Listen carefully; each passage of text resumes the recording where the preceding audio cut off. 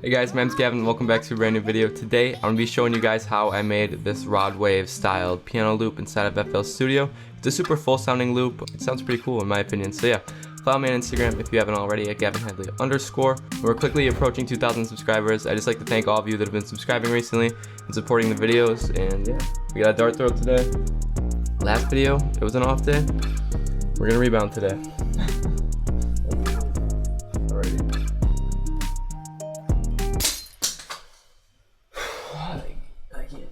Not missing the board. That's too far.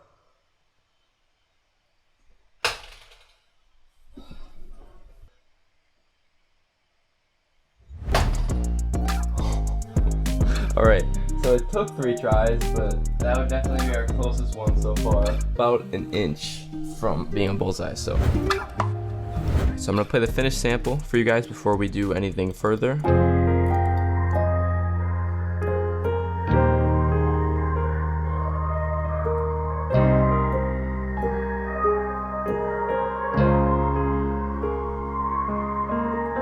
Right, so it's a super full sounding loop. It really sounds like something you would almost hear. I'm not gonna say in a movie, but it sounds like super full, cool sounding. I really like this loop, as you guys can tell. So I started with this Omnisphere piano.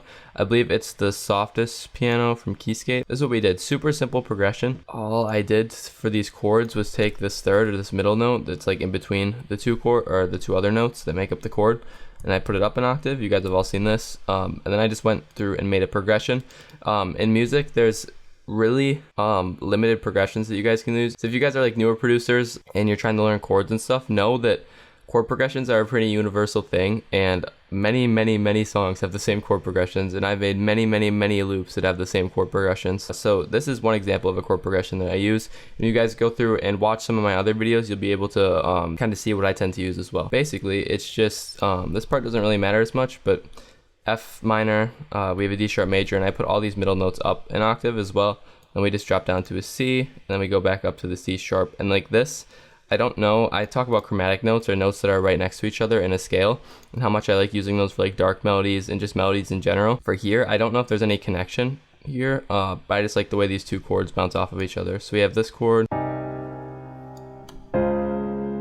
I think they sound really cool. And then I do have bass notes. It's just the bottom notes of the chord down an octave. And I really messed with the velocities, randomized it a bunch. And I also went in and tried to like make these like grace notes here, these smaller notes. I tried to make them a little bit quieter so they help blend into like the note that you're gliding up to. So the C6 here. I will say that I just had this G sharp 5 right here, but then I moved it up an octave because I like the way it sounded, and I thought that the melody needed a little bit more of high frequencies, but not like all over the place. As you can see, the G sharp is the highest one we have here.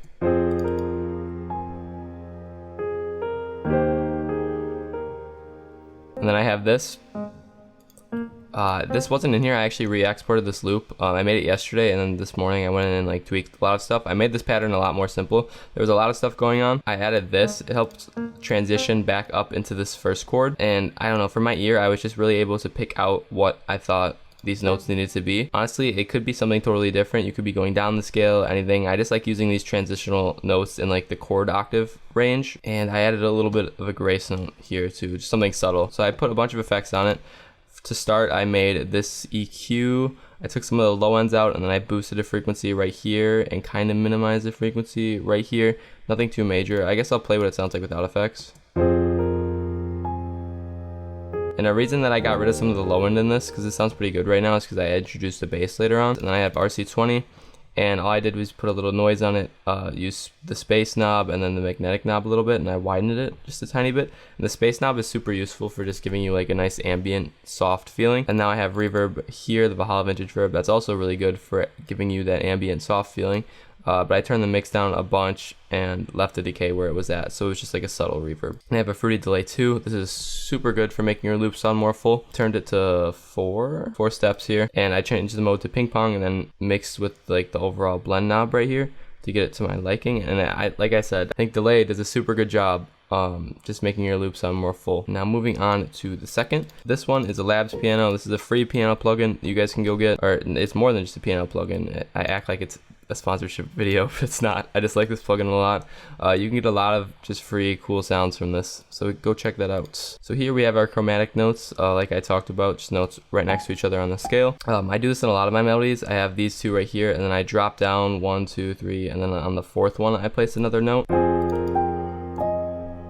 And I didn't really want to have this like right on the grid. Like I could have put this note here.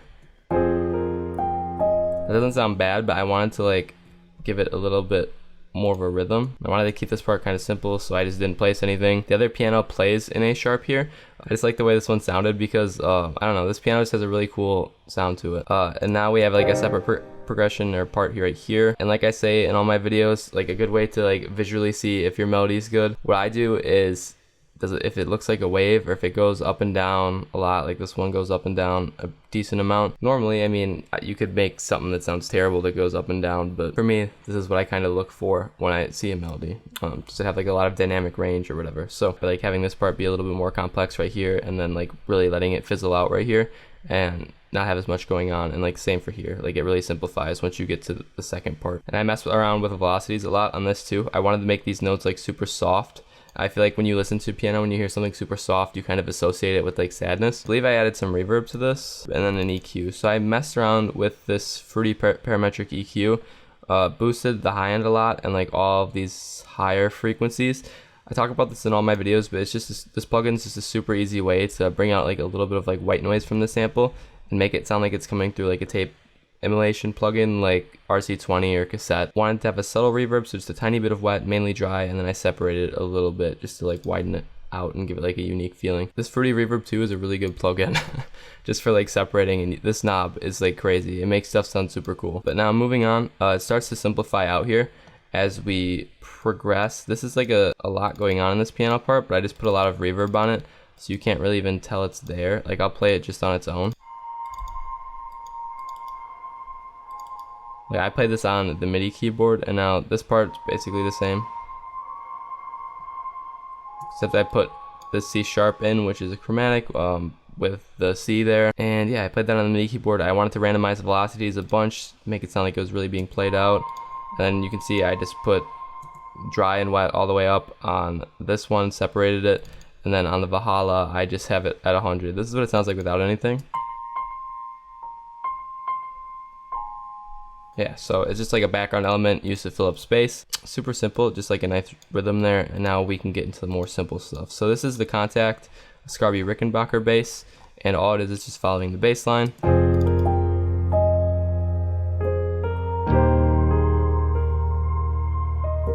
And now I have a one shot that I made. It's like a vocal, like atmospheric kind of thing, like a background sound that you would use.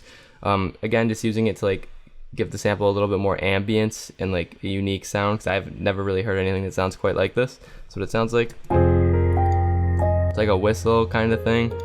And then I just EQ'd it a little bit to like blend it in the background, make it sound like it's kind of underwater and like not like a centerpiece in the melody. And now we have fruity reverb too, again with the wet all the way up and the dry all the way back. I've really been liking making my samples sound a lot more like full and like atmospheric again. I used to kind of do that, but then I kind of stopped, and I feel like it's a really good way to make your sample sound more full. But just make sure you don't overdo it, because like this is as far as I would go reverb wise. Like this is a pretty reverb heavy sample so far. But now we can talk about the last element that I included in the sample, which was the vocal that I did.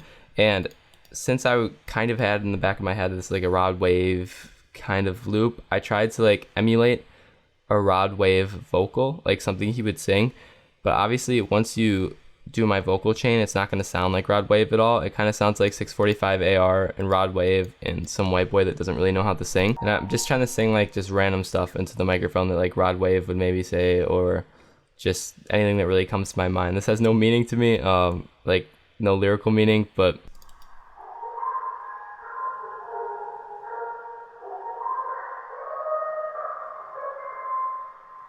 now I'm gonna play you what it sounded like before I added anything.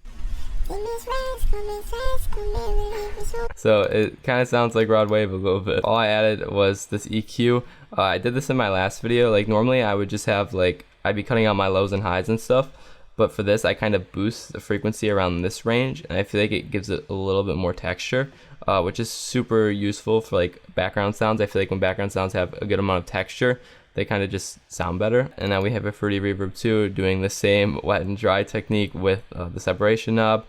We have a Valhalla vintage verb doing its thing, just default, and then we have little alter boy, which really gave it that like crispiness. I pitched it up another octave, so basically that's just taking the octave that we already pitched up and just putting it up another octave. So I did have to render it out to right here, and I had to make these unique and like mess around with the volumes, but this is what it ended up sounding like.